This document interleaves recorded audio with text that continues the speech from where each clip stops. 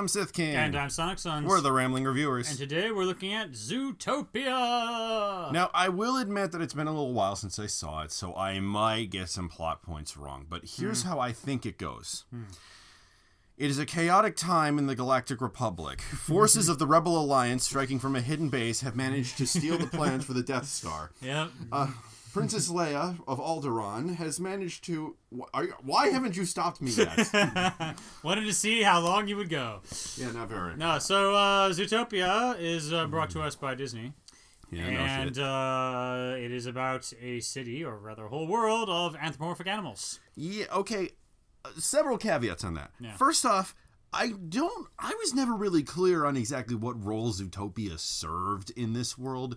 Is it the state? Is it the, like... I thought Zootopia was the name of the city, and the city is like their version of New York. It's a big city. The end. Yeah, but like we don't hear like what state it's in, or like anything about this country.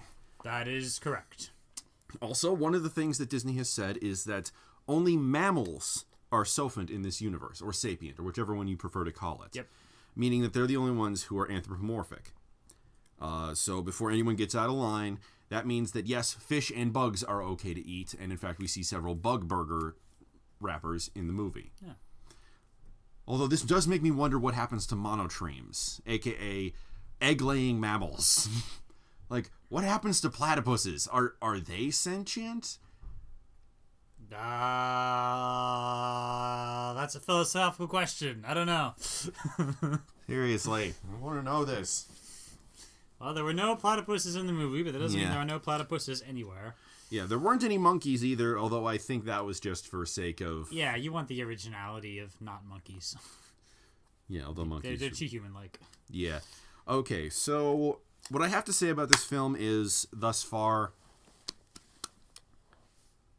as it stands in late April of 2016, it's thus far the best film I've seen this year. Yeah. Granted, this list also includes... Kung Fury, so that is not a very high bar. Well, Kung Fury was like amazingly bad on purpose type of thing. That was yes, in but fact, still. I was about to say our next thing we're going to review is Deadpool, and Zootopia and Deadpool are in such different categories. You know, they do very well in their different things that they're trying to do. I thought Zootopia had very smooth plotting, and that's something we really love. Or rather, it's something that makes us shut up, because then we have nothing to nitpick. Okay, well, I do have a few things. Yeah, but generally though, you felt the beats naturally led to each other. The characters each had their arcs, right? And it didn't seem like there was any extraneous details. I mean, or if there was, it was just to flesh out the world. Well, there were no incongruous details, except the 48 hours that I'm going to get into. Yeah, okay. But I got another one before that, so... Oh, so should we summarize? Okay, let's summarize. Okay, it is a dark time in the Galactic Republic. Or so it says on the TV of Judy Hopps, who's watching Star Wars for some reason. Okay, and then the movie starts. Okay, it starts off with Judy Hopps, who is a rabbit, and several other animal kids. And she lives off in the countryside. Yeah, in Bunnyboro, which we're going to get into it. I'm going to get into a tangent on this later, because it makes no goddamn sense to me. Where her and her family live as carrot farmers. With her 273 children. The rest of whom... I mean brothers and sisters, not children. She's not... her parents have 273 children. Right. Yeah. To which I would like to say, Jesus Christ, man! It's called a condom! Do you people not have birth control? The sorts of things they don't discuss in Disney films. So anyway... Condoms! It's like, dude, I can get one at Walmart for like less than $1. What the hell? How do you stay, like, alive? No. Oh, but sorry, that's ascending to the plot, going too far in the plot too fast, but still, Jesus! Okay, so and we find that Judy's parents are, well, in contrast to a lot of Disney films, the parents are shown, you know, when there are two parents and they don't just randomly kill off one of them. That's nice. For pathos. So Judy has both of her parents in this one. That is a good thing. The bad thing is that they are terrible parents. They're both bigots. Thing is, though, they come across as otherwise nice people, which, oddly enough, is a thing that happens in real life. I'm not just bigotry, but, like, they basically say, and this is almost an exact quote, you need to learn to settle and not Don't follow your dreams, honey. It was so over the top that for me it crossed the line twice, and I think that was the idea of it. Yeah, it was just so ridiculous you're supposed to laugh. But when you're saying this to a very impressionable child, that's in real life that would be so much more harmful. Yeah, traumatic. And we meet Gideon Grey, and I actually like this scene because it introduces Gideon Grey, but it also sets up how Judy will react around Nick for the rest of the film. Gideon Grey is a moron. And I'm putting this charitably. He is every Southern stereotype.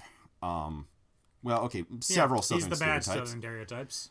He is a fox, and Judy is a bunny. I'll let you know how this goes. Anyone? Answer? Not well. Basically, he says, it's like you said in the play. I'm a carnivore, and it's in our DNA to hunt things. I think you mean DNA. Shut up, I know what I mean. And he scratches Judy, who reveals that her ultimate ambition, well, she revealed it earlier, was to be the first bunny police officer. Which makes me question something just now. Does this place that they live in is called Bunnyboro. Does this mean this place doesn't have cops?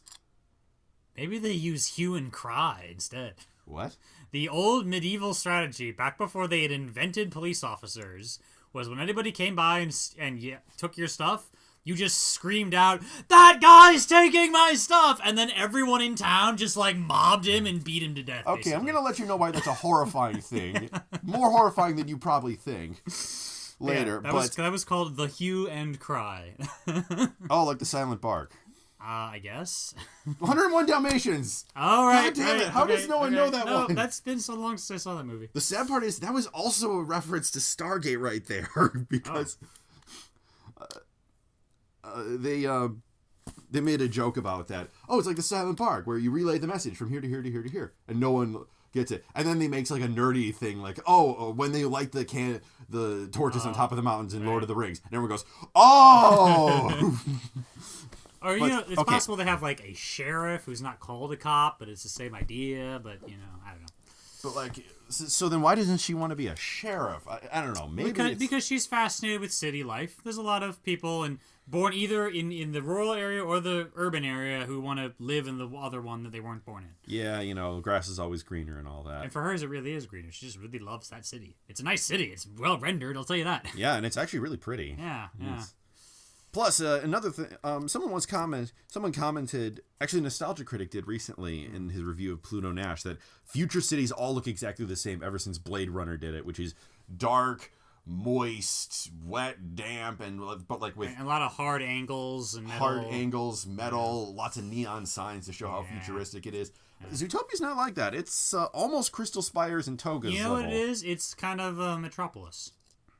Compared what you just said was basically Gotham, and this is more Metropolis. Yeah, it is, except with more naturey feel. Yeah.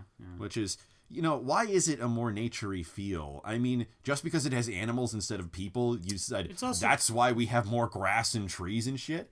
Have you ever been to Chicago? I mean, yeah, we had that problem with the emerald ash borers taking out all our ash trees.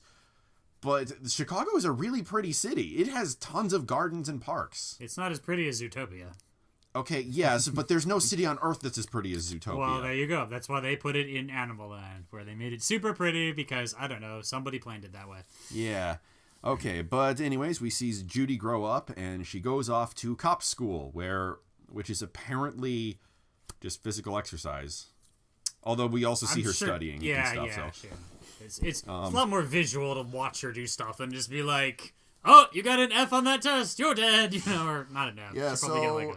Apparently, there's a polar bear lady with a black woman's voice, which is, you wouldn't think it, but that's actually kind of hilarious, just the way she plays it. You normally expect a drill instructor to be Arlie Ermy or someone trying to be him, but no, it's a fairly unique form. And it was an efficient scene too, Every scene existed exactly as long as necessary. Also, we never find out what all 12 of the biomes that Zootopia has are. But it does show the ones that we will be seeing in the film. And we also they briefly showed a desert area biome that we didn't visit later on. Oh wait, yeah, we didn't go there. Yeah, that's fine. Never mind. Sequel. Actually, they did intend to do that. They did intend to have the desert area in there, but they ran out of time. Oh, well. I understand, man. There's plenty of stuff already in this movie. They even have a scene where Judy falls into a toilet. Yes, twice, actually. Once on purpose. No. That's later on. But Oh, I was okay. just including this detail to show how, these details come back. It's a good movie Right, that yeah, does yeah, that. it's foreshadowing. Right.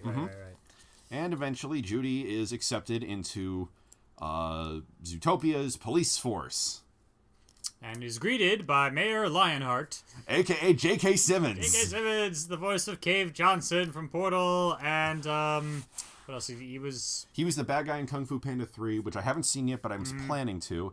He was also J. Jonah Jameson in the Spider-Man movies, which is Photos of probably... Spider-Man. And Tenzin from Legend of Korra. And I've just realized that because spiders are not anthropomorphic in this world, he could still say, I need photos of Spider-Man.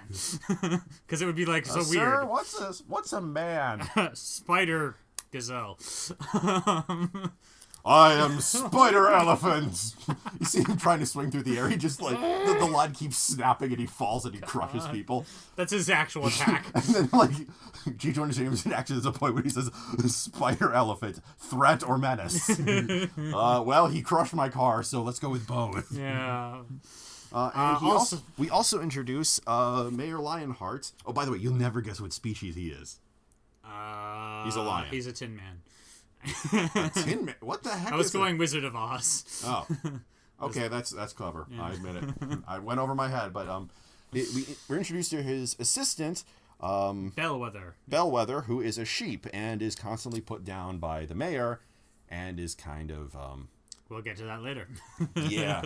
You see how this works? Yeah. Why we like this film so much? There's every detail builds on another one, unless, like I said, it's extraneous. It's extraneous, but even the extraneous details are just used for world building. And what would be extraneous comes back multiple times, particularly in the form of Gazelle. When she's first going into Zootopia, when Judy is going into, she picks out Gazelle's song from her iPad or iPod, and then Gazelle is on an advertisement when she first gets it. Saying, welcome to Zootopia. And then later we see there's an app where you can make your face dance with Gazelle. And we see Gazelle as this pop star in the film. Yeah. Voiced by Shakira. And she actually shows up as a person running a protest against the... Well, we'll get to that later. Yeah. But it's like she keeps existing all the time. What do you know? Yeah, it's almost like a real thing. Yeah, okay. But here's the part where I said so at the train station when Judy's leaving her parents and a small fraction of the infinite legions of children in the land that birth control forgot. Yeah. Her parents say, okay, now the city's very dangerous, but there's all sorts of species out there that are really dangerous. Like foxes. And they keep listing how foxes are the natural enemies of rabbits. Yeah. And they give her all this stuff like anti-fox spray. And then Fox taser, and there's the third yeah, one. Judy doesn't take the Fox taser. Why did you not take the Fox taser? Because she's not a bigot. Tasers are awesome. Well, yeah. Why would you not take a taser? It's like, oh yes, I'll definitely use this against foxes. Yes, the line at Starbucks will be much shorter by the time I'm done here. Whoa. And then again, I guess that's why I'm not a protagonist in a movie, because I'm the kind that would use a taser indiscriminately. But as they're leaving, we see a sign that's rotating, with rotating numbers to show the population going up, to show that the town they live in is called Bunnyborough. This is where I'm getting into my rant here. One, yes, it's an obvious joke that rabbits breed prolifically. The problem is that the number they show. 8.1 million bunnies live in this town. Now, I checked this. Oh this is about the population of New York City and above the population of the entire state of New Jersey. Okay, you're no longer allowed to call this a small farming community when you have more people, almost as many people as like the third or fourth largest town in the world. Where do they hide them all? Is there a giant underground city? And that's nothing. Where do the resources come from? I mean, because you show these wholesome small town farms. Yeah. How do they feed 8.1 million people in this one town? And it's implied they sell these things like at the roadside. Zootopia 2, the bunny uprising.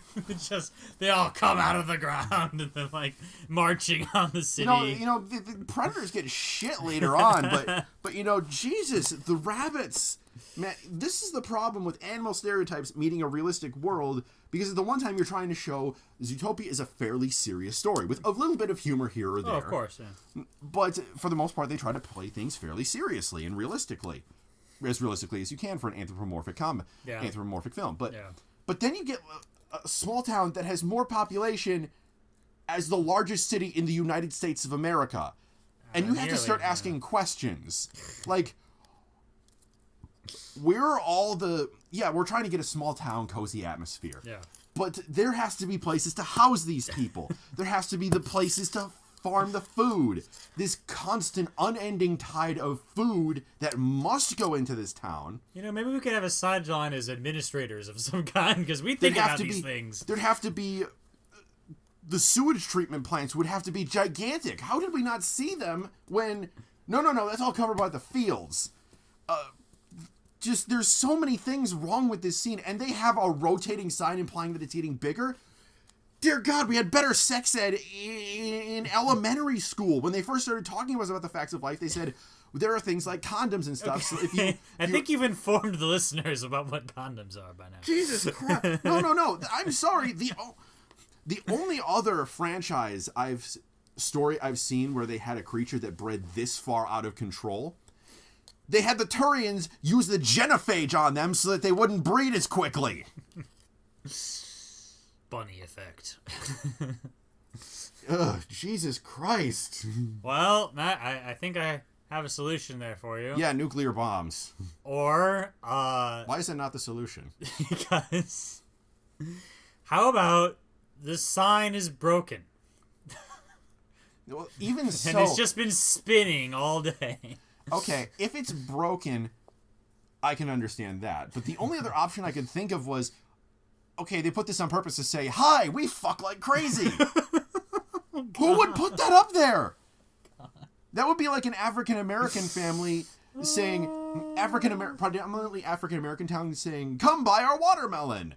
Or an Arab family saying, here's our explosives plant. Oh, God. Let's not traffic in stereotypes. Well, see, that's the problem. That's what I'm saying. It doesn't make sense for this town to have this. If it's playing it straight, then there needs to be a lot of things that we aren't seeing, so there's probably lots of people dying or starving in the streets.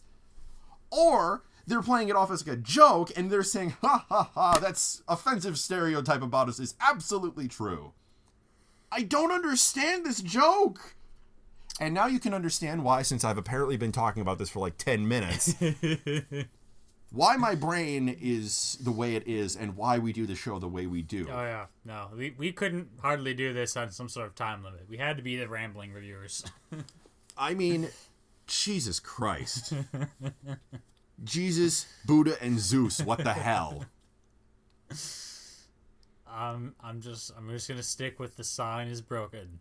And also it was over-engineered in the first place to have more numbers, more digits than anyone would actually use.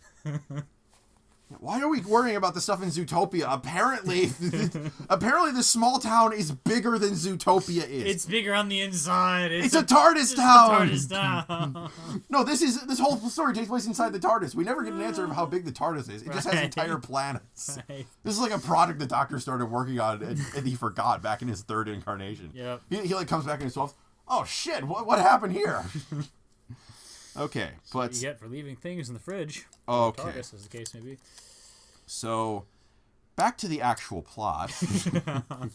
So, Judy goes and she finds that her apartment in the wonderful magical land of Zootopia, where predators and prey live together and anyone can be anything, is smaller than your average college dorm. I'm not kidding. My college dorm was bigger than this. Yep. Mine was too. Yeah. I'm guessing she has a kitchen down the hall or something like that. Yeah. Probably communal bathrooms or something. Yeah. Yeah, and so her first day on the job, she gets up bright and early, and eventually she decides to take her fox repellent spray with her. Mm-hmm. You know, after some hesitation. Mm-hmm. She shows up at the police station, and turns out she's been assigned parking duty because the chief doesn't really like her. Although, I have to say this about Chief Bogo. And first off, I'm kind of disappointed in Chief Bogo because, well, first off, he's voiced by Idris Elba, and that's amazing. Because, you kind of want him to get into a Jaeger and cancel the apocalypse all over again. Or defend the Rainbow Bridge. Please let him do that. Yeah. Defend the Rainbow Bridge with a Jaeger. Okay, but on a more serious note, I was like, oh, that's a different name. It doesn't have anything to do with, like, what is he? Water Buffalo. Water Buffalo, yeah. And I was like, yes. And then it turns out that Mbogo is an African term for water buffalo. So I was like, God damn it. We were pointing out earlier, it stands for buy one, get one. Yeah, we were wondering how that comes from, and we're like, you know what? I bet his great-grandfather invented buy one, get one. And all his life, he's just been trying to get out of the family shadow and do something different with himself.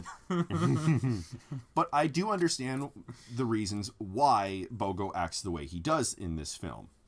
Like, he assigns Judy parking duty. On the one hand, he could just be a jerk and be like, bunny cop, she'll never make it. That seems to be his attitude, but what do you... However, think about it from his point of view.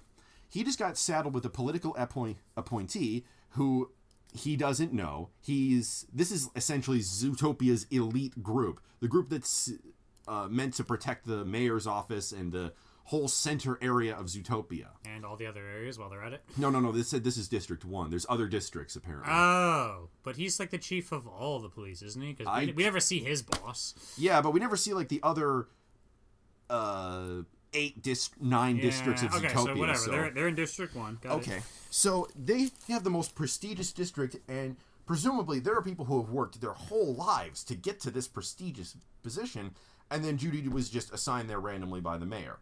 He's being saddled with an unknown officer because of some political bullshit. And he doesn't have time for that. He has this missing mammal case going on, and he needs all hands on deck. He can't hold hands, which also explains why he set her on parking duty. What better way to know the streets of the city than to have a low-level entry job that gets you out on the streets, looking at different street signs, familiarizes you with the area, gets you out and talking to the different people and getting a feel for the streets. Plus, as she's brand new, you wouldn't go, well, it's your first day on the job. Save the world. No. Well, realistically, which the movie is trying to play, they wouldn't do that. I mean, any other source of media, they would say, it's your first day on the job. Get in this giant robot and fight God. Yep. But, this is not a giant robot fighting God thing. That's the next Disney movie. Yeah, no, probably not. But so I can understand both sides. I can understand him not liking Judy, and I can also understand him placing her in the place that he does. Those are the same side. But I mean, I can understand the point of view of him being a bully and a jerk, and I can understand the rational point of view from his point of view. All right. Well, there are a few responses to that. One is shut up. Next plot point. No. Okay. So this largely hinges on how bullshit is it for someone in Judy's position to be assigned to District 1 and do something important. She was the valedictorian in her class. Assuming for a moment that class didn't give her an easy A just because of political reasons, then she deserves some respect for being the valedictorian. One can argue that there might have been political pressure to give her higher grades, given that this was part of the mammal inclusion initiative that they mentioned. Sure, there might have been. There might also not have been. We did see her struggling plenty, and the polar bear kept yelling at her, And if you need all hands on deck to get important stuff done, maybe some of those hands should be the bunny hands that can, work under somebody else if need be, but can still be helpful working on this missing mammal case. Third, they mentioned that there is a separate group of meter maids that normally do meter things, and she did because the elephant later on says, "Hey, get out of here, meter maid," and she has to say, "No, actually, I'm an officer." So there's a separate, otherwise, who was doing parking duty before Judy showed up? Was everyone just parking wherever the hell they wanted to? Well, it's entirely possible that there's an assignment selection. Okay, you get parking duty today. Yeah, it's possible. But the way I read it as there's normally a separate group, which would make sense that you have people with less training and less abilities doing the less important tasks. Even if he needs her to be on parking duty because he wants to know if he can trust her, you could at least be nicer in the approach and say, look, I know you want to do big things, but it's your first day. If you can prove your worth to me, then I'll reconsider. Instead, he was pretty bruff. What is it? Brusque. Brusque? There's a word for this. Rude about it. What is that word? Yeah. But, Yeah. okay. So like, I'm not saying he's evil. I'm just saying, like... he's a complex character who probably had multiple things going on. Yeah, and he probably was taking out a little of his frustration on her. But at the Yeah. same time, there was probably also that other thing. And he did change his mind about her by the end of the movie, which is extremely important. Mm-hmm. Anyway, though, so Judy feels frustrated, and she decides, well, she's just going to do a super good job of writing parking tickets. So she does. And after a day of that, she has her second day, and she's really getting tired of this because everyone's complaining about her all the time. No. The first day, she meets her future co-star, Nick Wilde. Right, yeah. Oh, also, interesting side note about Nick Wilde. Apparently, the director confirmed that his middle name is Tiberius. Does that mean something? Yes, that is a reference to James Tiberius Kirk. All right. Thank God he does not act like Shatner. I guess. All right. Although that would have been just the best scene in the movie, where just like Nick and Judy are talking, having a heart to heart, and then in the background, Khan and Kirk are beating the shit out of each other. Dun, dun, dun, dun, dun. You can even hear the muted noise in the background. Dun, dun, dun, dun, dun, dun. And there's no one comments on it. That would be so confusing. There's like this. What's that weird primate with the gold shirt doing, fighting against that oddly handsome Latin Indian man with the abs of God? No, seriously, he's like Ricardo Montalban was Latin, and then they kept insisting, oh, he's Indian. I thought somebody said he was Mexican. Is that being Latin? Yeah, I hear Latin. I always imagine Spain or something. No, Latin American. Yeah. Yeah, but like they say, he's Indian, not Native American. Does he have Indian. I've been told, like on TV tropes, so like he has a Mexican accent, and I was like, oh, does he? Because the only Mexican accent I know is Yo quiero Taco Bell, and that's not his accent. Probably, so that's probably not real. I've never been to Mexico. Okay, what we're saying is that Wrath of Khan was the best of the Star Trek yes, films, really. That's the main point of this review. Although you have to wonder how the hell Star Trek tried to convince us, oh yeah, this guy's from the Indian subcontinent. I mean... He's from the future Indian subcontinent. No, actually he came from the 90s. Oh, right. Because he launched the eugenics wars in like the early 90s, and then like he launched himself into space where he was in stasis for years. So... I don't know. So naturally they tried to correct this in the Into Darkness film by having him played by a British guy. Is he still from the Indian subcontinent? Yeah, because they didn't change his past. The best explanation I got out of this is that Khan used his superior brain to learn how to speak with a British accent and was given plastic surgery so people wouldn't recognize him. Which, admittedly, is how they managed to catch him the first time in Space Seed. Oh. They said, "Oh, you have a British accent. You must be evil." No. They looked up his picture on future Wikipedia. Meanwhile, Jean-Luc has a perfect French accent. Oh, yeah. Okay, one can argue... Okay, yeah, that doesn't make any sense either. I presume a whole lot of British people just migrated to France in the next 3 centuries. Well, yeah, after what happened to England, no one wanted to stay in England. And then they all went to Zootopia, which brings us back to Zootopia. No, it doesn't. Go back to Star Trek. Okay, so... But yeah, Nick's middle name is Tiberius, and we catch him trying to get a... what is it called? A popsicle. Oh yeah, he does this little con with this short guy he knows and pretends that he's his son, but it's actually just as old as he is, if not older. And he says, "Oh, kind sir, please sell us a popsicle." And he does this, I'm guessing on purpose, to an elephant salesman guy who he knows is bigoted and doesn't want to sell to predators. So this gets Judy's. I looked at it this way. No, we're not selling you something. We're not selling you a piece of food that is twice your mass. Hey man, money is money. You think? Okay, yeah, this scene never really made sense why he wouldn't sell to Nick. Although except for being bigoted, that's just one thing that did gross me out. I leaned over to him when this scene happened. It showed an elephant sucking up like a chunk of ice cream with his trunk, and sucking up nuts with the trunk, and like making a sundae all with a bare trunk. I leaned over him and was like, "Ew, that's disgusting, man. He shoved those nuts up his nose." Moving on. No, I did say that. But the reason I bring that up... No, I'm just... Okay, go ahead. Bring that up. And then Judy points this out and says, yeah, that's not sanitary. That's a health code violation, yeah. Which I was like, oh my god. They did that on purpose. That was a sane thing. That was sane. Yeah. See, the thing about Zootopia is everyone kind of acts reasonably for the most part. I mean, there's like one or two cases. You got your villains and stuff in there, but still, yeah, I know what you mean. So Nick gives this whole story. The guy gives him a hard time. Judy has to stand up for Nick, and the guy finally says, "Okay, you can buy the thing for $15." And this is where the con shows up, and Nick says, "Oh, I've left my wallet at home." No. This is where the con shows up. Oh, I've done far worse than kill you, Judy Hopps. I've hurt you, and I wish to go on hurting you. So there you will stand, marooned in a dead-end meter-maid position, under a pile of red tape, buried alive. If anyone in the audience has not seen Wrath of Khan... Con! Oh my gosh. Yeah, no. He yells that so loud it echoes off the edge of the universe. It comes back.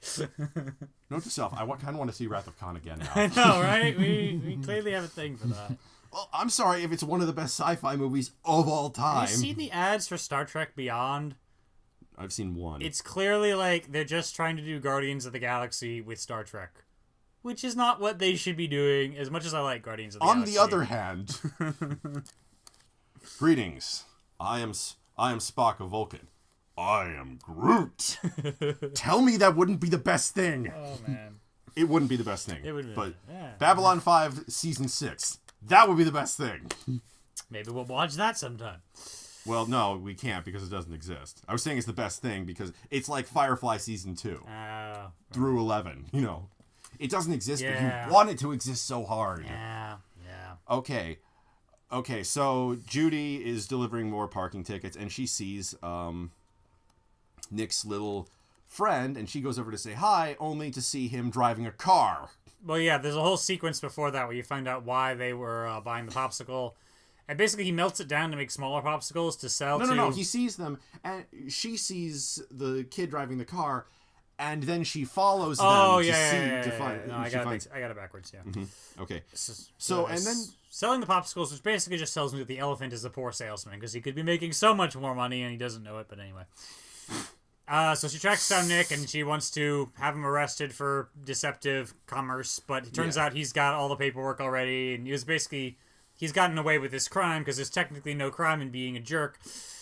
And he really just takes her down a peg. And Which is good, because it's kind of realistic. She's all super idealistic, and anyone can be anything in Zootopia. And he's like, yeah, this is the real world. This ain't no Disney film. Kind of is. Well, and I like, and this is a not foreshadowing, but almost backshadowing thing. Way later, when she finally mentions her can of or spray bottle of fox repellent, and he says, "Oh, don't think I didn't notice that the first time we met." And it was like after I'd seen the movie twice, I went, "Oh, the reason why he's such a jerk specifically to Judy is because he saw that specific spray bottle." But she also makes a comment about Nick. Well, you seem articulate for a fox. Now, this is clearly a bigoted and stupid thing to say, but Judy says it anyway because Judy's kind of a stupid idiot sometimes. Love Judy, but, you know, it's her character flaw. She has she has some stereotypes and racism inside of her that she doesn't like it. Just think of it. What is the last time... I mean, there have been plenty of times where, you know, black people just don't show up or racism isn't addressed in any way. Or if it ever comes up, though, it's explicitly the province of the villain. But when's the last time you saw a kid's movie with the racist hero who needs to, like, learn to get over that? And she does once it's pointed out to her. Yeah, she does. But you can also see that her experiences with foxes beforehand were primarily through Gideon Gray. And she did say even as a kid, like, well, Gideon, you know, just is a fox that happens to be a jerk. I don't know, she said that just before the train.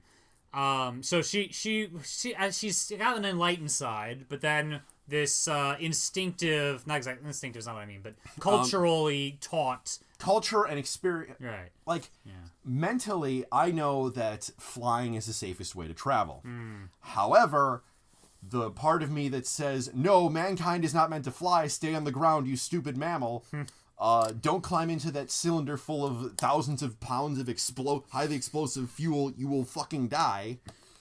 rears its ugly head. yeah, and I've flown before, and I still get the jitters because I'm afraid I will crash and die.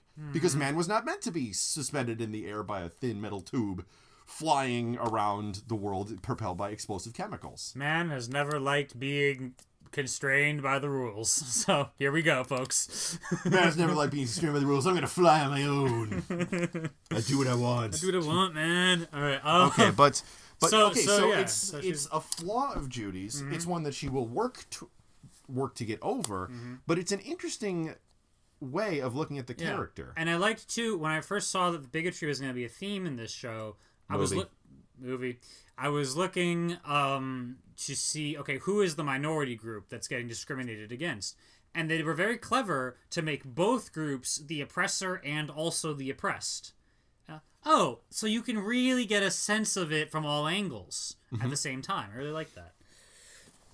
Okay, so Judy goes home and thoroughly defeated, and her parents do not fucking help. At all. They say, oh my god, she's a meter maid. She's not a real cop. She's safe. Yay. And she's like, you guys just don't get it. You guys are horrible. No. You can go to hell. Well, she doesn't say that. No. I wish she'd say that sometime. And then after she gets off the call, her neighbors next door like, creep it down or something. Hey man, didn't you hear? She feels like she's a failure. It's like, oh god, everyone's listening. Tomorrow will be... So tomorrow's another day. Tomorrow's another day. Yeah, it could be even worse. Okay, her neighbors don't ever show up in one scene. Yeah. It's possible they're a gay couple. I assume they're just roommates, but that'd be nice if they were a gay couple. They have the same last name. I didn't know they had a name. Is it like credits or something? Yeah, it's in the credits. It's also mentioned in like the junior novelization, which I haven't read, but TV Troll says. Slowly marking our way into the future. Nice. Yeah. Well, it could be... They could be just related. They could be just related. Heck, as someone with a fairly common German last name, I've actually met other people with my last name who aren't related to me. So it could just be they're roommates who happen to have the same last name. However, I'm leaning towards gay because, well, it'd be a clever way to slip something in. Yeah, just more progressive that way. Also, interesting note, most of the time they're communicating with Judy, they're just yelling through her wall. There was pictures on the wall. A different one flapped for each one that spoke, which I thought was a nice, clever touch. And also very interesting acoustics in that room. But yes, a clever touch. Okay, so the next day, she learns that, hey, giving out 200 parking tickets in one day, not a great way to make friends amongst the populace. Which includes a kid telling her, my mommy thinks you should die. That's an actual thing that's said. Yep. Yeah. Kids these days, or mommies these days, I don't know. Yeah. But eventually, she gets told, there's a robbery going on. Go stop them. She's like so happy. She actually, while running after the cop, or after the bad guy, turns around for a bit and goes, whoop whoop, like keeps running. Yeah. That was fun. Although I do like how this pans. Okay, we get to see Little Rodentia, which is basically like a Little Italy / little, like Chinatown / little Warsaw. I'm pretty sure it's mostly Italy. I mean, judging by... I mean, like one of those ethnic neighborhoods. It's one of those other neighborhoods. More specifically, there's a Godfather connection later on. So. Okay, yeah, but that doesn't necessarily mean that all of them. Well, yeah, that's true. But yes, besides, it is a closed neighborhood, as it were, because only tiny people can fit mice. there. So she's chasing a weasel. By the way, this is a joke at the expense of Frozen, because the weasel's name is Duke Weaselton. Yeah, there was a one of the minor antagonists of the film was Duke Weselton, which I never understood the hate that guy got. Yeah, he was a little scummy, but what was he really trying to do? Oh, that dastardly Duke Weselton! He was trying to forge a trade agreement!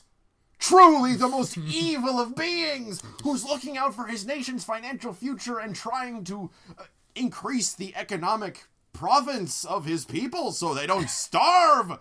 Burn him! Hang him from the rafters! Yeah. May his family be crucified as a warning to all.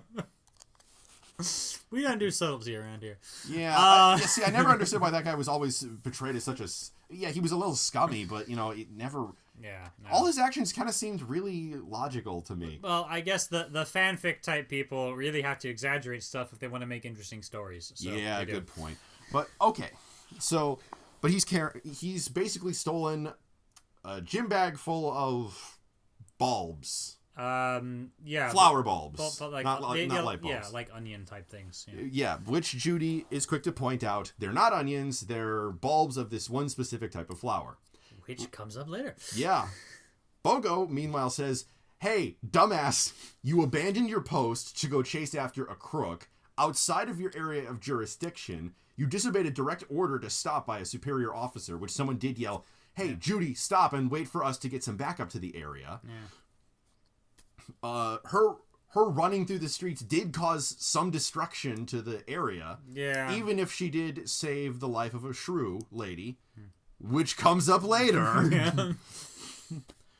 So I can see both sides of the argument. No, this in this case, Bogo's got a stronger case on his hands than he had before. So yeah, not like narratively, I totally root for Judy because she finally gets to do something cool and she succeeds. But like, yeah, realistically, there are reasons we have procedures and stuff to make sure you don't step on any mice or something. Yeah, one of them nearly died, Judy. Like, realistically, I mean, if granted the Judy saved that mouse, but if she hadn't pursued, there never would have been a risk. Yeah. You know?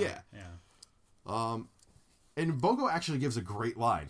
This is not some magical story where you sing a happy song and everything is better, so you need to let it go. Which is great because it mocks the entirety of the Disney animated film series. Practically. Just because that's how it always works. You sing a happy song and everything is better. But no, he's basically saying, no, that's not how this works. This is the real world. I could write you up. I could have you fired right now for disobeying my orders. He does have her fired right then. He does not. Well, he tries to.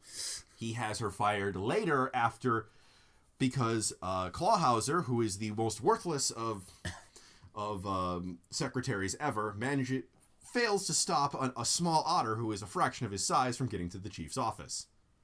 Oh, right, yeah, okay. So 2 minutes later. Mrs. Otterton is coming in and saying, my husband is still missing. What are you guys doing? Yeah. Is it just me or otter's not normally that small?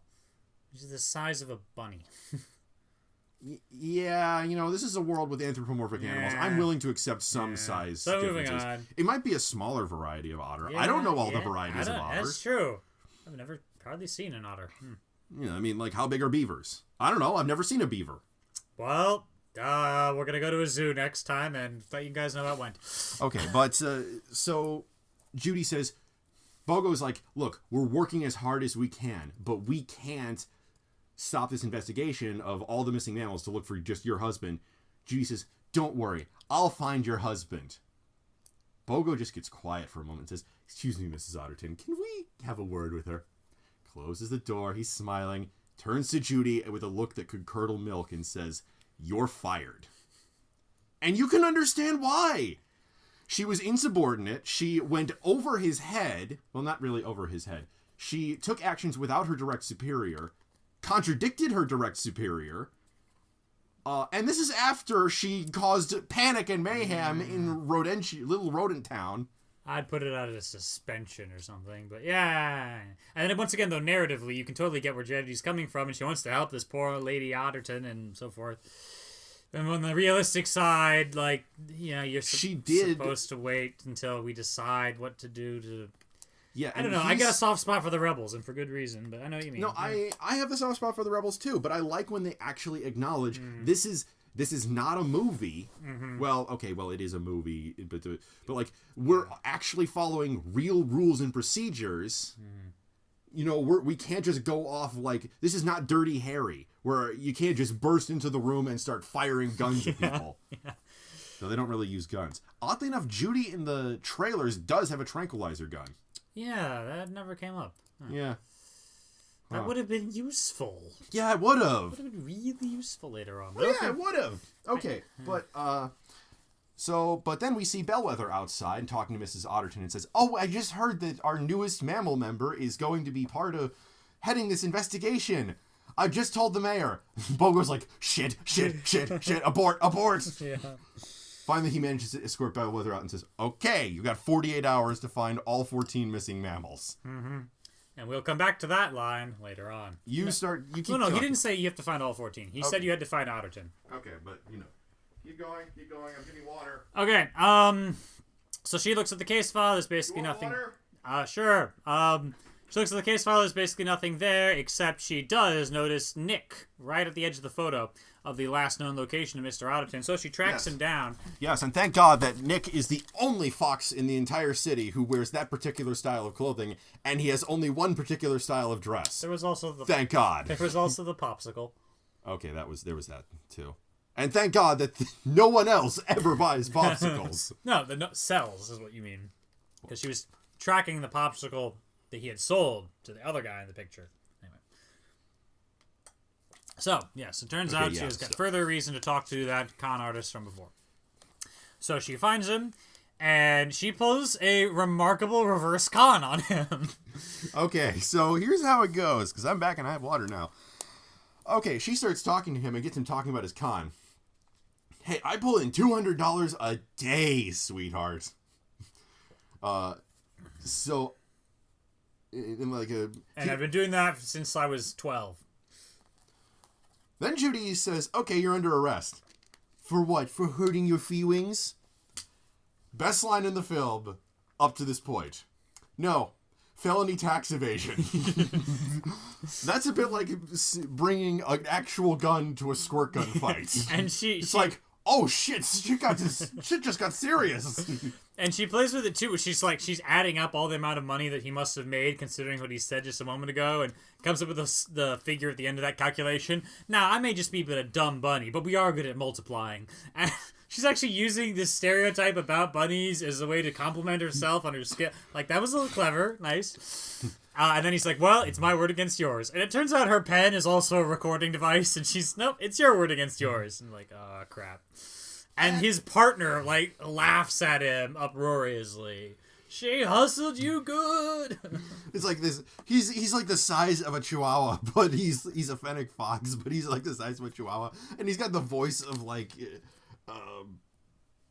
geez, I can't even think of I've heard this guy's voice before, but he's got a tough guy kind of voice. Someone actually came up with an interesting fan fiction idea, which makes this story even better. Remember at the play at the beginning, there was that kid who said, I don't have to be a predator. I can be an accountant. Yeah, an actuary, actually. An actuary. Yeah. Well, the fanfiction's idea was that when Judy went to try to look up the tax information for Nicholas Wilde, oh, that was the guy. It turns out that was the guy, and that's how she got it so quickly. He's like, I'm sorry, your request will take 3 weeks. Judy! Yeah, I'll send you the link sometime so we can put it in this, because nice. I think it just adds that little extra bit of... Yeah, that's very good. So Nick agrees to help her out, provisionally. He's being dragged into it. And this next scene I actually have a bit of a problem with, but you go on. Well, they take her to a nudist colony, actually. And Judy's weirded out that everyone's naked, but they are animals, so, And it's a Disney film, so you don't actually see any genitalia. Yes, naturally. Well, not naturally, actually. Unnaturally. So, basically, it turns out the GNU guy, who's like the secretary or whatever at the front desk, remembers exactly everything about Otterton and even the license plate of the car that took him away. And this is a perfect illustration of that rule of funny, Because if he had just said all this, it would have been like, what the hell? But they made a whole scene about how the elephant can't remember anything, even though elephants never forget. And then, but he remembers it. It comes up, and he doesn't even know he remembers it. And now because it's funny, we can accept it. Oh, and then he says, I wish I remembered things as good as this elephant lady. My question is, what was the point of the nudist colony scene? I mean, it felt kind of superfluous to the story. Well, they want Judy to face strange new situations. Now, later on, she's going to get into actual danger, and this is the step along the route of nothing's dangerous, but whoa, this is weird. And Nick even says to her, well, if you want to go home, she's like, no, I'm doing this. So it's part of a acculturation thing. She came to Zootopia, she finds strange stuff. It's not always weird in the ways you expect. Yeah. Okay, but this scene doesn't really make sense when you consider what goes on later in the film. What happens later?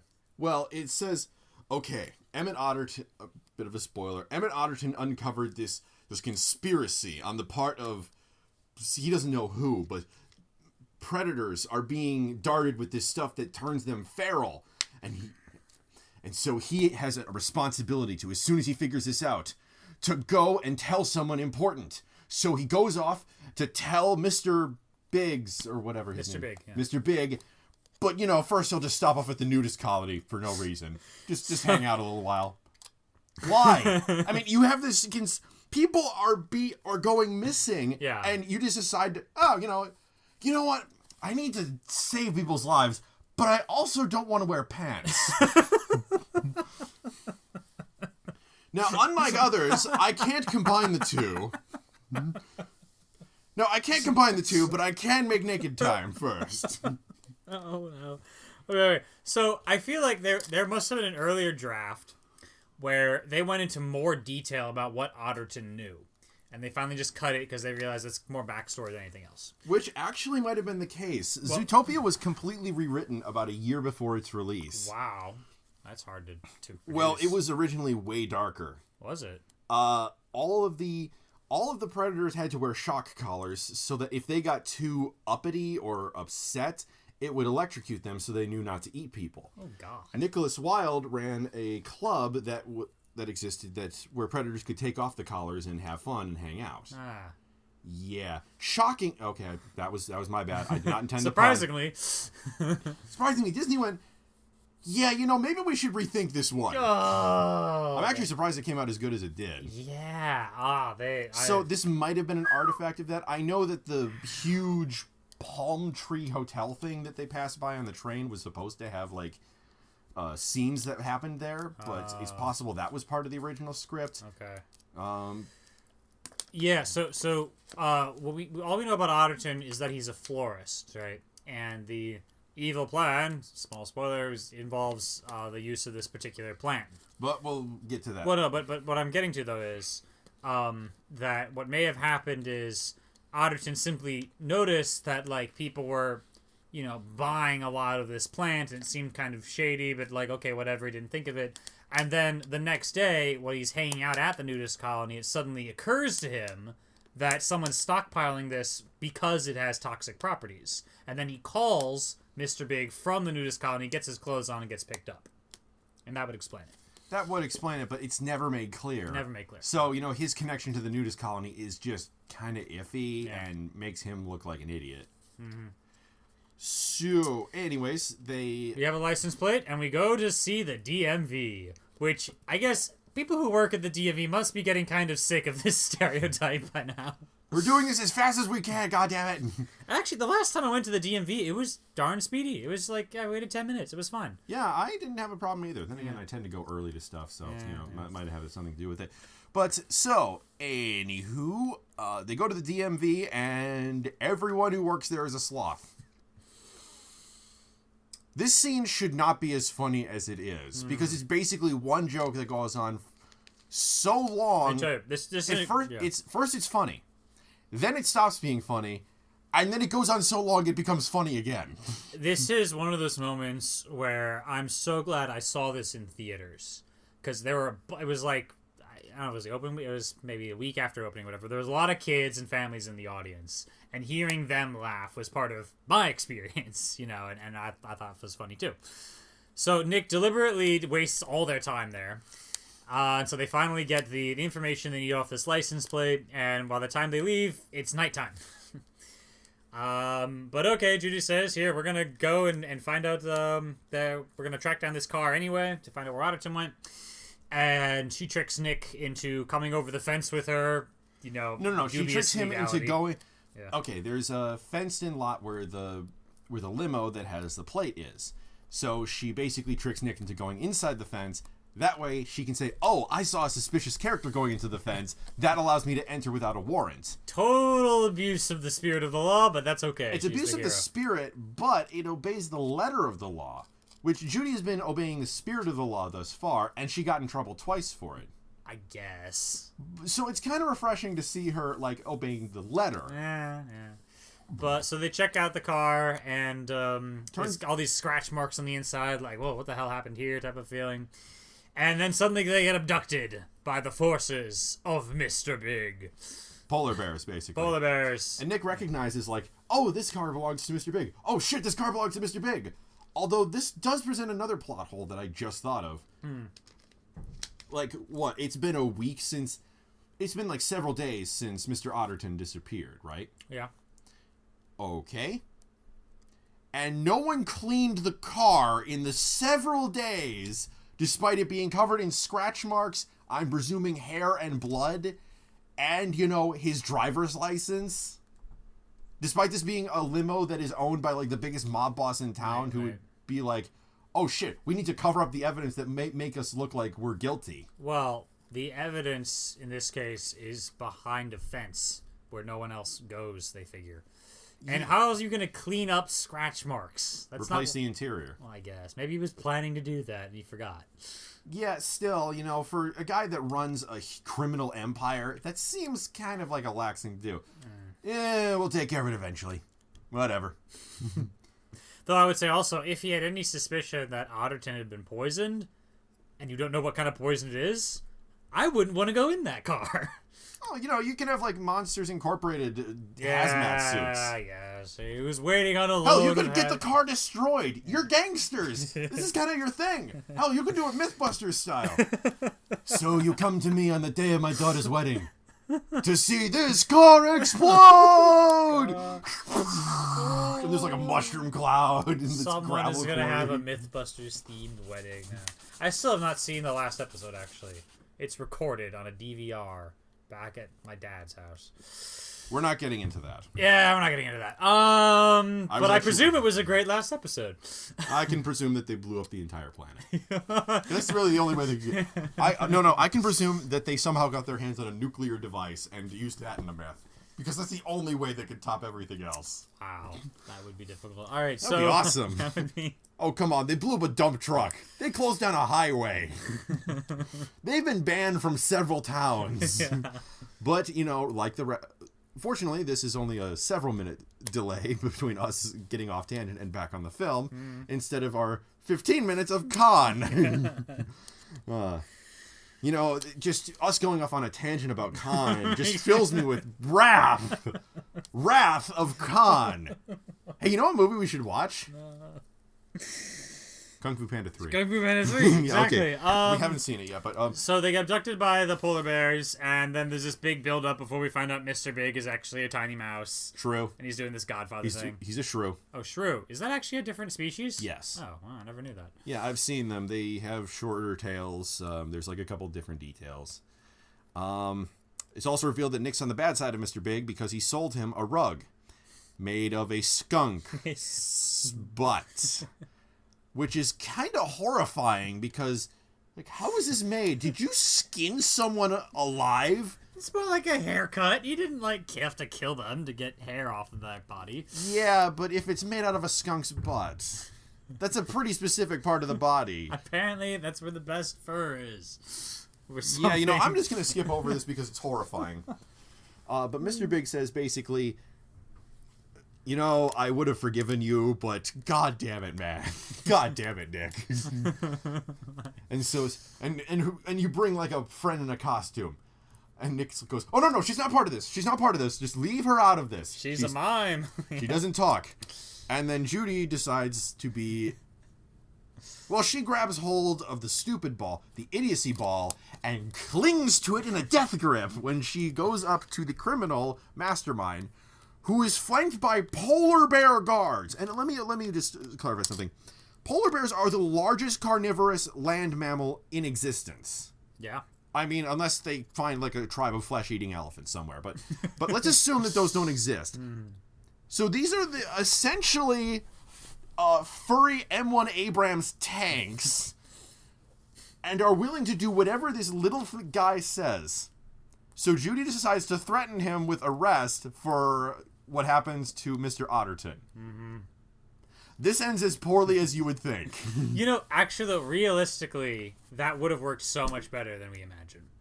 Because Why? She would have been maimed. No. Because if you're the savvy criminal boss and not just some random psycho murderer type guy, you're savvy enough to know that if you make too much trouble for the cops, they'll look into your businesses more. If Judy dies, she's gonna go missing. That's an officer missing. That's the top of the priorities, right? I remember reading an article about guys who do undercover work, right? Mm-hmm. And they're trying to sell somebody some drugs or something in order to, have proof that this guy buys drugs. And the guy says, so what happens, or people ask me sometimes, what happens if the other guy gets suspicious? Does he threaten you? Or does he wants you to do the drugs first to, prove that, you're not a cop, because a cop would not want to be high on duty. Which is a thing they do in, Breaking Bad, I think. He says, no, in real life, the guy just suddenly becomes super perfect if he gets suspicious. He's like, oh, what? No, me buy things of an illegal nature? I would never do such a thing, and now I am leaving. And he just, and the cop is sitting there all super frustrated, damn it, he saw through my disguise. So, yeah, but anyway, Mr. Big decides not to take that route. Okay. So, they're about to be iced, which is apparently dunked into this underground ice bucket of water. Where I guess you would die, but, it's Disney, so they don't get super specific about that. Also, I kind of get the impression that they would just freeze to death while screaming the whole time. And I cannot imagine him... I'm guessing this trapdoor is soundproof, because, I'm imagining the initial one. It's, just screaming for 5 or 10 minutes, however long it takes him to get hypothermia and die. And Mr. Biggs is just okay, I think we need a faster way of doing this, guys. This is really annoying. Yeah. Okay. Okay, someone shoot him.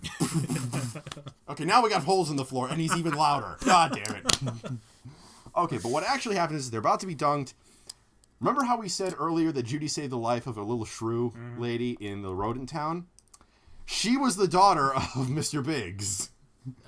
Big, singular, yes. Mr. Big. And she was she happens to walk by at that exact moment. Thank God. Daddy, it's time for my...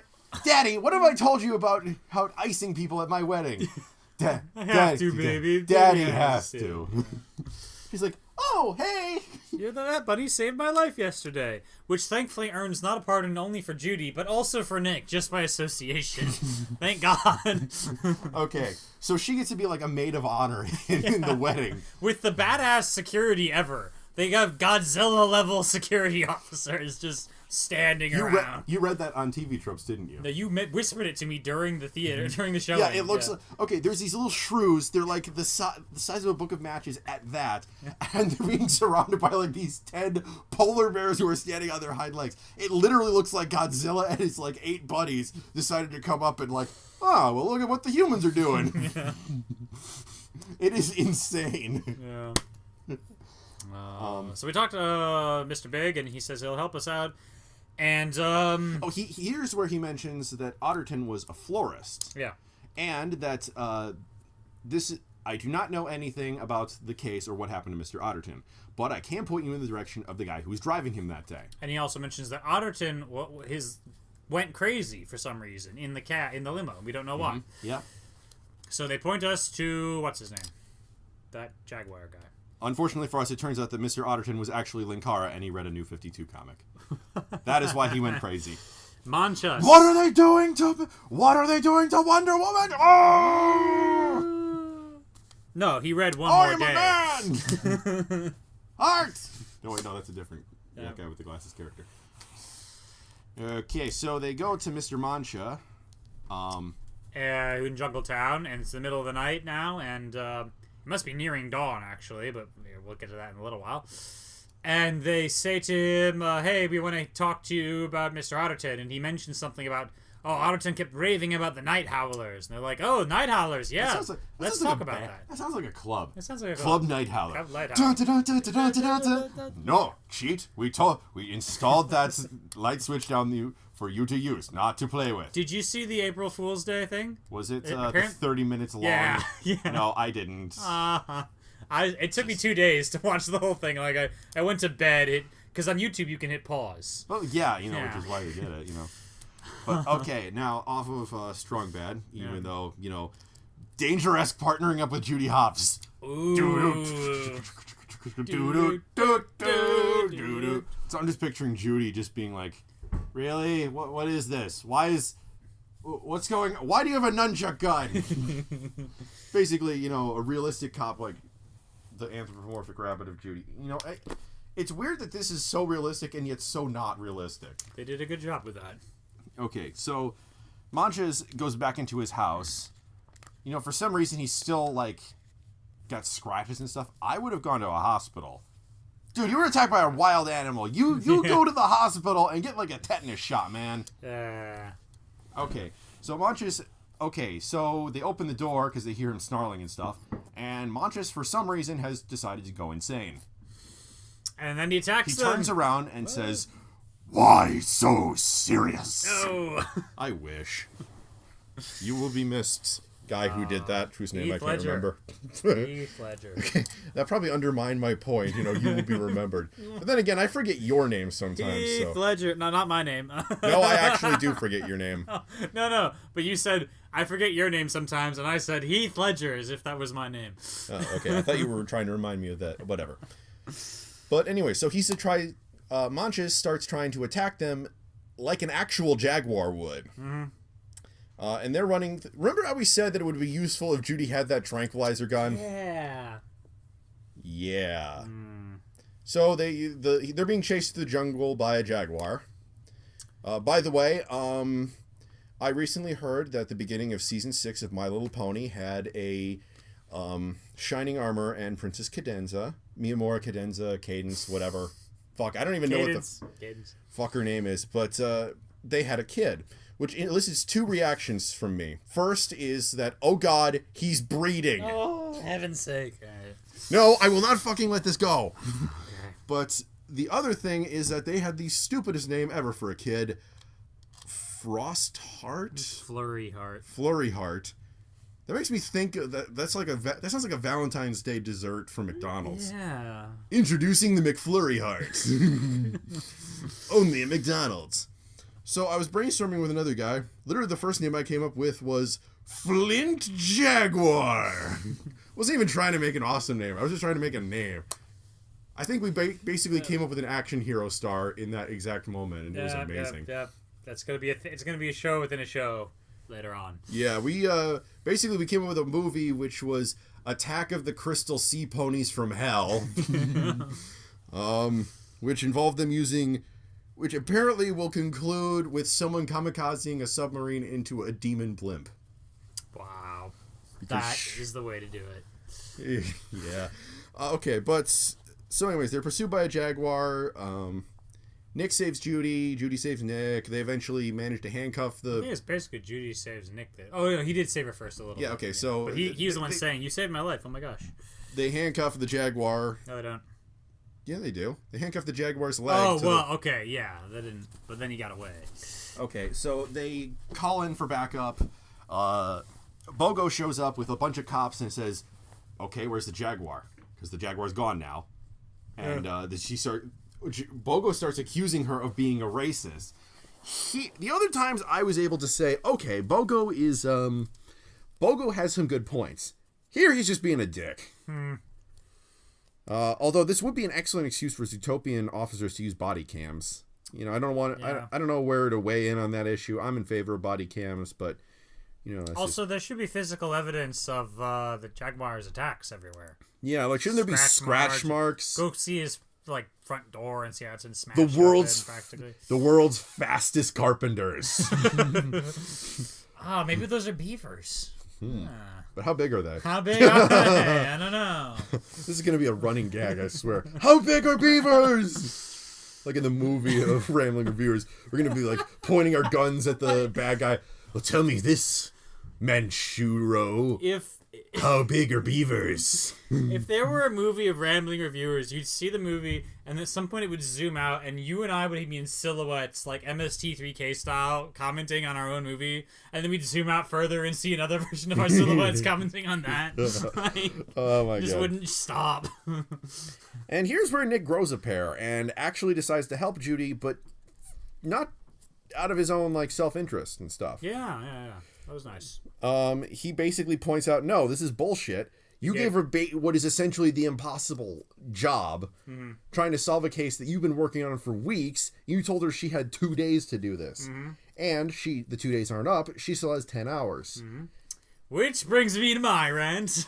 Yeah, probably. If you've gone to TV Tropes and you've gone to the Head Scratchers page and you've looked at the section marked 48 hours under Zootopia, of course. This probably won't be as extensive as my rant about bunny genophage, condoms, and the state of New York. The state of New Jersey. Put that on a t-shirt. This probably won't be as... It's all the whole sentence. All right. But, yeah. Let me get the timeline straight here. So, Judy tracks down the weasel, let's call it Monday, right? Her second day in Zootopia. And it's broad daylight. And she meets... Maybe late afternoon. And it might be late afternoon. But judging on the shadows, it can't be too close to sundown or sunup. So, it's broad daylight sometime, and she tracks him down, and she talks to Bogo, and Bogo says, "You've got 48 hours." Now, the next time anyone mentions measurements of time is she talks to Nick, and she does the little reverse hustle thing, and then after the nudist colony, she mentions casually, "I've only got 36 hours left." Now, this implies pretty strongly it has been 12 hours since we talked to Chief Bogo. Except it's still broad daylight. Now, I challenge you to be in broad daylight sometime, wait 12 hours, and then it to still be broad daylight at the end of that process. That makes no sense to me. And then... She could be exaggerating. But she's good at math. Good point. Never mind. Yeah. And then it's... So Nick, because he hears that 36-hour mark, deliberately wastes time, and now it's night. So what? Maybe she got the assignment at like 6 p.m. on Monday, and it's 6 a.m. the next day somehow, and it's just really bright for that time of day. I mean, that's already stretching it. And then they waste the rest of the day until it's night. So now it's nighttime on Tuesday, and then we're getting into the early morning of Wednesday, because the sun rises when they're on that little gondola lift thing. And she has 10 hours left, but the only way this even vaguely worked out is if she had gotten the assignment at 6 p.m. on Monday, so 10 hours previous to that would be 8, and I guess the sun is rising at 8 a.m., even though it totally rose at like 5 a.m. the previous day. Well, maybe this isn't Earth. Maybe this is some different planet with a different rotational cycle. You did say that. And then I remembered Bogo specifically says, "You've got 48 hours. That's 2 days." Maybe Bogo's bad at math. Maybe Bogo's bad at math. You've got 48 hours. That's almost 9 weeks. And then to skip ahead just a What? yeah, no. And then to skip ahead a little bit, they wind up going to Cliffside, where it is apparently night again. How far the frick away is Cliffside? That you apparently... Did you spend all 10 hours getting there? And if so, it should still be daylight if it just... From dawn to nighttime is more than 10 hours. It was clearly thunderstorming there. Yeah. So I will be willing to... Maybe it was just super stormy, and, it looked kind of like nighttime. But I feel like maybe when she said 36 hours, it was supposed to be 24 hours, and the writer had a math error, right? Because it could be she got the assignment at noon on Monday, and now it's noon on Tuesday, and then having 10 hours left, that's 4 a.m. on Wednesday morning, right? That's 8 a.m. That's 2 a.m. on Wednesday morning. Look, maybe we should just get Judy in here. She's better at math than us. So okay. Maybe they spent like 4 hours on the gondola from 2 a.m. to 6 a.m. It's the world's longest gondola. The gondola broke. Bogo, can we have some extra time? I know we just called you out, but the gondola's broken. God damn it! Someone get some mammals to get them down from there. So anyway, that is the one thing in the movie that just absolutely does not make sense, and it's the simplest thing to fix. But someone in the writer department just made a math error. Oh well. So the gondola ride is actually pretty good too. Yeah. They have a nice conversation. Yeah, they reveal Nick's backstory, the reason why he acts like a jerk con man. He wanted to be kind of like Judy was. He wanted to be a good guy. He wanted to be their version of the Boy Scouts. Yeah. Yeah. Wilderness Scouts, so he goes and he wants to be the first Fox Boy Scout. You know, In their troop. so he goes down into the basement of this building. Okay, this also bugs me, but it's like not to the degree that bugged you. But like he goes into the basement and he finds the kids who turn out the lights and he turn on a flashlight to have him take the oath. Then it turns out that this was all a trap. They stick a muzzle on him and say, "Ha ha, we never wanted a predator in here to begin with. We just did all this to trick you." Yeah. Making them only slightly douchier than actual Boy Scouts would be at that age. No, seriously, I joined Boy Scouts. They were at the middle schoolers. I'm an awful. Eagle Scout, man. So yes, I Oh, remember. you're an Eagle Scout? Yes, I am an Eagle Scout. Yeah. I never knew that. And I've got a relative who got every single merit badge in the book, which is rare. Nerd. But no, I mean, actually, I was a member of two different scout troops, and one of them had a lot of jerks, and the other one was very nice, actually. So it all depends on which kids you're hanging out with. Okay, but even so, we had rules. See, sorry if there's a bit of a jump there. There was a Interruption. We're good. yeah. Okay, so we had very specific rules, namely that if you were having a Cub Scout meeting, you needed parents around. So what the hell were these kids doing here? Hell, Dad was one of them. Dad was the leader of one of the leaders of our troop. It's so, and these kids, they put a muzzle on Nick. Yeah, that's quite an obvious case of bullying. Okay, that's bullying, but how did they get their hands on one? This doesn't seem like a thing that's, Maybe they put muzzles on like iguanas and stuff in this world. So they found an iguana that was perfectly fitted to a fox. Well, wasn't a perfect They fit, put just good enough for bullying purposes. Also, this seems like a lot of time and energy to go through to bully someone. I don't know. Some bullies are like that, man. Yeah, but I don't know. This scene just doesn't sit well with me just because I've been in packs and stuff. In Cub Scout packs, I presume. Yes, Cub Scout packs. And I don't know. It just seems like there would be too much parent interference in this. Unless the parents themselves were involved, which gets a whole lot darker. Yeah. Well, look, I mean, for the longest time, it was considered normal for kids to be bullied in the real world. It was thought to be part of growing up and whatever. Like, all the rules we have in schools nowadays about, like, anti-bullying stuff, yeah, back in the 50s and so forth, it was just, deal with it. that was all there was. So, maybe Zootopia had a similar progression of becoming more sane as the decades went by. But I'm not... Yeah, okay. But so it turns out that Nick was bullied, and he decided that, let me be evil. If all they're going to see is an evil sly fox, then I'm going to be an evil sly fox. And make money while I'm at it. Yeah. Yeah, $200 a day for 20 years or so. Yeah. So, after they get through that touching kind of conversation... Nick starts... They're above the traffic, and Nick starts making, like, a fake weather news and weathercopter thing. Like, it looks like it's jammed up on the turnpike, and that gives him an idea. Want to check the cameras. There are apparently lots of full-color traffic cameras in their system. They had a budget for that. Yeah. Apparently they have, like, the best budget in the world because they have all these architectural marvel buildings. Yeah. But not body cams. That would be insane. So they go to talk to Bellwether, the assistant mayor, because Judy's not actually in the computer system yet, being this is her second or third day on the force. And Bellwether... And they're probably not going to let her in. Hey, after I called you up for your bullshit, can I be let into the computer system? Yeah. Also, I might be fired in 3 hours. Mm-hmm. Yeah. So they look at the cameras and they find that a couple of timber wolves took the jaguar guy away, Manchus or whatever it was. So they're wolves. Those are the night howlers. That makes perfect sense. And which that does kind of make sense. So, also, if you look in this scene, you see a post-it note with Dave's phone number. Isn't it Doug? Doug's phone number. I was like, who's Dave? And why do we have his phone number? Dave is my uncle. Sorry, I was thinking of him earlier. It'd be amazing if they had your uncle's phone number in this movie. No, I'm pretty sure that's why they have 555 numbers. The weirdest cameo ever.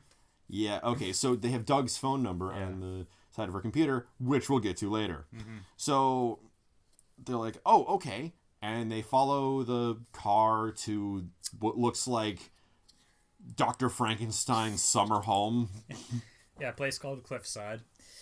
You'll never guess where this is. Middle of a field. False advertising. No, so they sneak in and they discover all the missing mammals are there. Every one of them has been abducted and taken to this particular place, and it's like a medical facility, and that's kind of interesting. And that's where we discovered the one behind keeping all these animals here is Mayor Lionheart. And, it's kind of... I can see both sides of his thing, He might be selfish and just wanting to keep on to his own power and thus hiding the... He doesn't want people to get freaked out about predators when he himself is a predator. And also, seeing as he is the mayor, he doesn't want 1/10 of the population to be everyone to be horribly frightened of them. That would cause civil unrest and riots. Indeed it does in a few minutes' time, yeah. Yeah, and he's absolutely right. Yeah.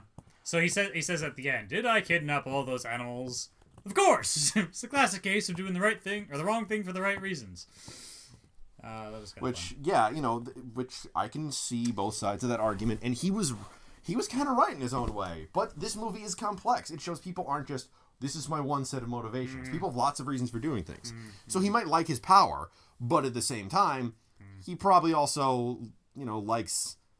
He could have dealt with this in a better way, but, he was trying to help, kind of. And he was voiced by J.K. Simmons, so I'm willing to throw him an extra bone because of that. Yeah. Which you probably enjoy because he's a lion. I guess so. Okay, so he's arrested, and Nick says, I'm thinking of joining the ZPD. But you're going to have to do this interview first, and you have to be really careful. Don't ever answer a question directly. Answer your own questions. By going... yeah, she doesn't hardly make use of that. She does a little, but... She tries for a moment, and then she gets off. The point is, so there's all these... Okay, this is another problem I have. It's supposed to be realistic, and I understand the desire to put the hero cop up there, but has she had any public relations training? Because I don't, and I know to not make some of the mistakes she did. Like, okay, look, it's entirely possible that that certain members of our population who have tendencies towards this might turn into slobbering monsters that are trying to eat you. Good job, or not me, inciting a panic, dumbass.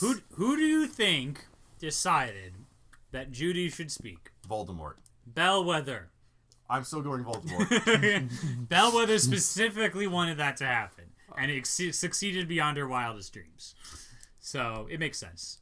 And then she reveals that she has the dark mark branded on her arm. Yep. So it was Voldemort!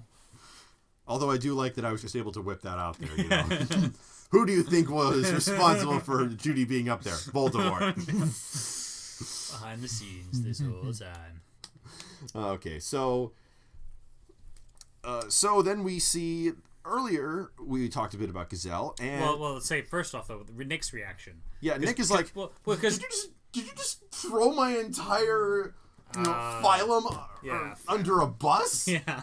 You jackass. Yeah, and Judy hadn't realized she was being horribly offensive, but that's how bigotry works sometimes. Sometimes you don't even realize what you're saying until someone points it out to you. And Nick calls her out on carrying around the fox repellent this whole time. Makes a scary face, and Judy instinctively grabs the fox repellent. Yeah. And he says, I thought so. Or something to that effect, I can't remember. Yeah. And he walks away.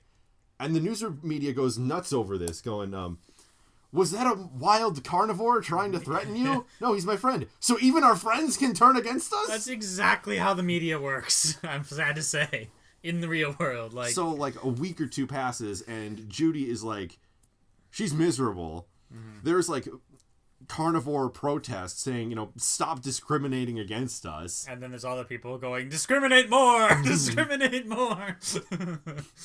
And then there's a weird animal with odd-colored fur and really tiny hooves saying, I am gonna build a wall across Zootopia and I'm gonna make Bunny Burrow pay for it! Now, in a few months' time, this might seem outdated, so I'll give you, like the Nostalgia Critic did, multiple choice. Choice A of this joke is, well, thank God that didn't happen. And the other, and choice B, is, all hail God Emperor Donald! Hail Emperor Donald!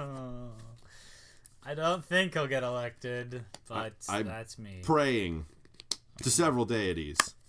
Also, we see Gazelle has actually organized the protest, even though she's a gazelle. Yeah, and And she so has some nice words to say. Yeah, she says, "This is not the Zootopia I fell in love with. Please bring back that Zootopia." So she actually has a point in this plot, other than being pretty singer face lady. Yeah, That's she Shakira. has a bit of character. What do you know? Yeah. And later we see all her backup dancers are tigers, so she actually has a stake in this aside from being a nice person.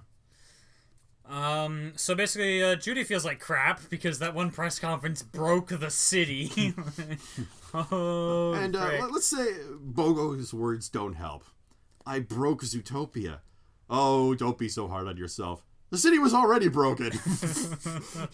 So, Bellwether has become the new mayor and wants to make Judy the new face of the Zootopian Police Department, which it kind of bums Judy out because it means that her friend Clawhauser, who is a leopard, mind you, one that has more stuffing than most Thanksgiving turkeys.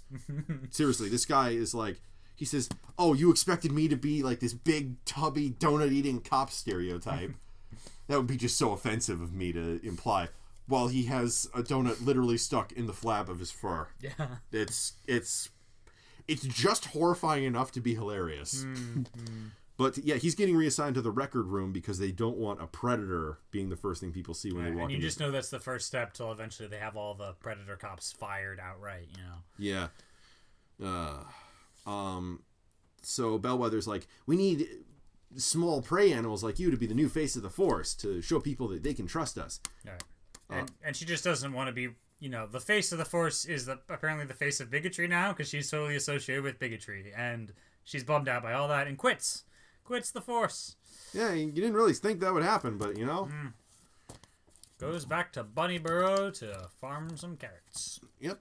She's selling produce and stuff. Yep. Side of the road. By the way, she actually looks adorable in her civilian outfit. Yeah. Seriously, she is adorbs. Depressed, but she's adorbs. The trade-offs we make. No, hopefully not. Okay. And her parents reveal that, she did some good. Her open-mindedness eventually did get them to start working with Gideon Grey. Yeah, they must have set that up pretty recently. Yeah, I know. That's another thing, because, time is all over the place. I mean, it's been a couple weeks, but, really, there was 2 weeks ago you gave me a fox taser, Dad, and now you're working with... Okay. No, she rejected the fox taser, which, no, I will not forgive her from doing, because tasers are awesome. All right. And it turns out Gideon Grey apparently had a bakery thing, and he apologized to Judy, saying, "Look, I was a stupid kid who had a lot of anger issues." I love that Gideon has another layer there, Yeah, that's nice. And some of Judy's, no doubt up to the 8 digits, siblings start moving in to try to get some pie from him, and start walking by, more like, yes. Yeah, and her father says, "Stay away from those," and he gives a scientific name of the plant.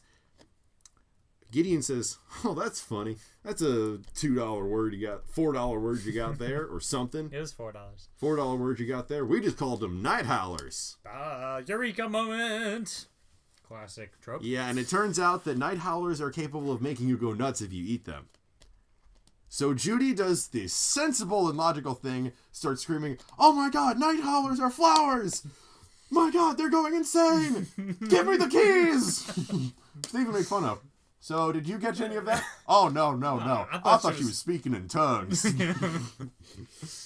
Yeah. So she drives the 211 miles back to Zootopia, which, they compress into a 30-second shot. Yeah, or less than that. Because I can only imagine, oh my god, I have to get there. And then, hour two of, her 4-hour drive. Gotta get there. Come on. Yep. I'm just imagining her. She has to stop for the bathroom, at a gas station. Okay, I'd also like one of the papers, and if you got some mints, I gotta get to Zootopia. Yeah. She gets there, she finds Nick living under a bridge, and it turns out he's still kind of pissed. Yeah. Oh, funny. It seems that implying that your entire species are a bunch of lazy, no good, shiftless carnivores might have some consequences. Yeah. Oops. But she apologizes to him, and it's a very heartfelt apology, and he accepts it. And yeah, but he does it in a funny way by using her recorder. The recorder. And then, like, and she's crying and, like, hugs him. She's like, are you just trying to steal the pen? That's what this is about. And she's clearly starting like, to feel it now. gamely goes along with it. Yeah. Okay, so they figure out that those bulbs that Duke Weaselton stole earlier were actually Night Howler bulbs. And so she says, okay, we need you to tell us where you're getting them from. No, I'll never tell. Okay. So they bring him to Mr. Big, who threatens to ice him. You know, it's a rare Disney movie that says, this is the good guy. Yeah. Naturally, they're going to use their bomb connectors to threaten someone with death. Yeah. And it's here that it's revealed that not only is Frou Frou, the shrew from earlier, who was Mr. Big's daughter, not only... It's been like 2 weeks since the marriage. She's already heavily pregnant, which I initially criticized until I learned that, yeah, true pregnancy is actually this fast. But she's named Judy the godmother and is planning to name the kid after Judy. Connections. Everything's connected. Yeah. So Judy is considered part of the family now. Yay. Granted, it's a crime family, so yeah, I'm not really hoping sure. after the credits she convinced Mr. Big to give up the crime angle and just go and do actual legitimate business. Or at least keep it low-key enough and in areas that aren't really bad. Crime is bad, especially from Judy's perspective. Okay, yeah, but if there's one thing Judy's learned here, it's that there's more shades of gray to the world than... I guess. How many shades are there? I do not want to know how many shades there are. 7. There's 7 shades of gray. Okay. There's not 50 shades of gray. No, that would be stupid. Way too many shades. That would be really stupid. That would be insane. So, anyways, Duke says that the place where they're being taken is to a Breaking Bad reference. Is it? I'm not kidding. This entire set is a reference to Breaking Bad. Because they find a train car where they're cooking the subway car, yeah. Subway car underground where this sheep named Doug is preparing these paintball gun bullets made of concentrated Night Howler extract. Yeah. And he's been going around and darting these people. And it's at this point that I'd like to say that forget Judy, whatever she does in the movie. Forget Nick. Forget Bogo. Forget anyone else. The biggest badass in this film is Doug. Yeah. Because he's managed to, completely undetected, manage to snipe all of these different animals without getting detected with a paintball gun. Including Mr. Otterton, who is a tiny little otter inside of a moving vehicle with a partially closed window. Dude, I know video game snipers who aren't that good. You know the sniper from Meet the Sniper in Team Fortress 2? He sucks in comparison to this guy. I want to see a movie about Doug. This guy is awesome. Yeah, but the whole scene is a big reference to Breaking Bad. Even his 2 sheep assistants are named after Breaking Bad characters. I see. So they grab the gun that he's going to use to shoot someone else and plans to get away with this. So Judy decides, you know what? That's for sissies. We're stealing the whole train car. Because subtlety is for pussies. Yeah, that was actually kind of a bad idea, as it turned out. Yeah, but it made for a great action scene. This scene is great. It has fights. It has great humor. Like, don't stop the train! And there's a sheep running away from the train as it's moving. Don't stop the train! Don't stop the train! Wait, the sheep running away. Stop the train, Stop the train! Stop the train! Which basically ends up with, they take a turn too hard, the subway car crashes and explodes. Yeah. Destroying most of the evidence except for the case that Nick managed to take with him. So that was nice how the little bit of reality ensues there. Like, yeah, you don't know how to drive a train, Judy. The thing is going to fall over and die because you're not doing it right. Also, if Judy had just grabbed the case, Judy and Nick had grabbed the case and then run off, they would have been able to prove all of this. They wouldn't... That was evidence, Yeah. So then it turns out that underneath the exploding train station that's filled with burning subway car debris, well, over it, is the museum, and surprisingly, no fire alarms have been set off, which I've just realized. Yeah, I have a Hey, how come no one... Is there like a burning chunk of a train? Is there like, yes, Zootopia is eternally in your debt, and there's this raging, uncontrolled fire in the background? Oh, I hope not. So they make it through the Museum of History, which apparently had a subway station in the basement. There are some subway stations in, weird places like that. Okay. Sure there are. Yeah, good point, there are. But, so, and then as they're partway through the museum, they see Miss Bellwether with, like, 2 sheep police officers. Yep.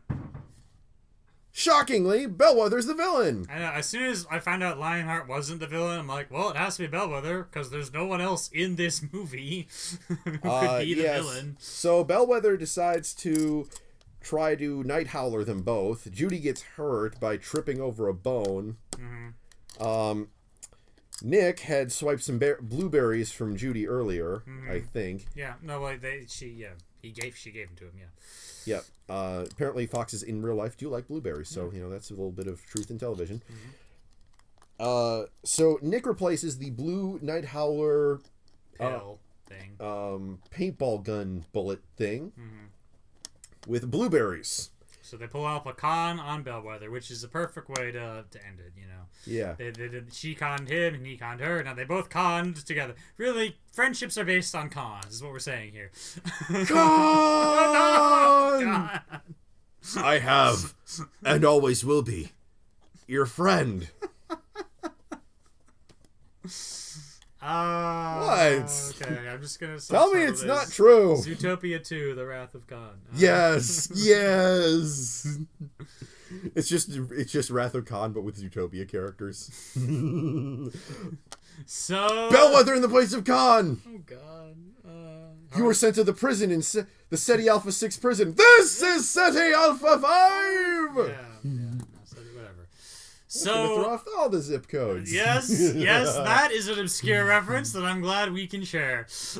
There's like maybe 30, 40 people who might know what we're talking about, and I don't know if any of them listen to this show. Link it to that. Yeah. We'll put a link in the description. Yeah. Of course, it's like a 2-hour-long video, so really, it's not that much different from this. No, actually. man, we're closing in on this review being longer than the movie. I checked, just so you know. We're getting there. Okay. 12 minutes, but I think we'll wrap it up before then. Okay, so Bellwether had earlier called the cops to say that Nick was going insane and was going to rip apart Judy. Judy's like, oh, we just conned you. Ha ha ha ha ha. The cops show up because Bellwether called them like an idiot. The cops show up with this look on their face like they already knew the whole deal somehow, but I don't know. Maybe they figured it out quickly. Maybe Judy has a radio. Yeah, maybe she used it off screen or something. I like, by the way, how that Judy's injured and they're like, okay, well, what can we do? Well, we'll think of something. And then you see them do this little ploy with like a shadow, right? So they can run one way while the sheep gets distracted the other way. So you think that was the ploy. And then that's the decoy for the real ploy that they were actually discussing. So that's cool. Okay, so anyways, Bellwether goes to jail. They discover cure for the night howlers. Everyone goes back to normal, except that Nick has now become a cop. Yay! And so Nick and Judy are in the briefing room, and Bogo is handing out assignments. The two of you are on parking duty. Kidding! There's reports of a speeder in the... Yeah, it's a street racer tearing up the roads or something. Yeah, and it gives the shippers something to do because at one point, Nick is teasing Judy and she tells him to stop it. And he says, oh, you love me. Do I love you? I do. Now, I heard some of that was made official by, like, the director or something. Yeah. Though, that's could be considering it's from the director, that could be non-canon. Yeah. I ship it, though. I ship it like FedEx. Yeah. I ship it like FedEx shipping an Amazon thing. That's right. I double ship this. And so they see the speeder and they rush off after him. And the Ferrari stops and it was going 110 miles an hour. The window rolls down. It's Flash the Sloth. Flash the Sloth. Flash, 100-yard dash. How you doing? Yeah. Just like he's got this easy expression like, how you doing, buddy? We can talk this out. I like, because as they were getting to that, I was a little like, is this a little bit too long? Just about 30 seconds? Like, didn't we kind of already have the ending? And then I saw this bit, and it was funny on its face. And then in retrospect, you're like, oh, I get it, because, like, this movie is so anti-bigotry, yet we had a whole freaking scene about how sloths are slow and that's funny, and they're born slow and they can't help it. So it was really nice for the anti-bigotry message to be like, well, you know what? Sloths can be fast if they want to. And criminals. And criminals if they want to, you know. So that was a nice little touch there. And at the last, they have the song Try Everything. Try Everything by Gazelle / Shakira. And everyone's partying. Yep. Although it's revealed that Lionheart is not released from prison, even because he's still kind of imprisoned people. Yeah, no, that's nice. You know, he may get a lighter sentence later on, but yeah, he's in prison for now. Yeah. You know, the weird thing is I don't actually think Try Everything is the best song for this movie. Really? I liked it a lot. What do you mean? I think the theme song of Big Hero 6, Immortals, was better for it. Why? Because does it involve immortals somehow? No, that's just the name of the song, you know. They say we are who we are, but we don't have to be. I'm bad behavior, but I do it in the best way. Okay. I'll be the watcher. And then the next verse goes, sometimes the only payoff for having any faith is have it tested again and again every day. I'm still comparing my past to your future. It might be over, but for my sutures. It's actually kind of vague. Yeah, that last part is like... But yeah, I think that song fits a little better. But for what it is, it's a fun song, and, you know, it's a good dance scene. Yeah, no, it works very well. And my headcanon is that Judy and Nick kissed after that concert. Aww. Because shut up. I will ship this thing harder than anything. All right. So that was Zootopia. Only, you know, we're only 7 minutes shy of its actual runtime. Oh, please. With us, we're going to run over. I don't know. It's us. I don't know. We somehow diverted 3 times into Wrath of Khan. 3 times. One of them, we didn't even say the word Khan. Oh, boy. So, it was very well done. It was extremely well done. Except for that 48 hours. But yeah, they're nitpicks. This But is like nitpicks. The characters just felt alive. The beats of the story moved from one to the other smoothly, you know.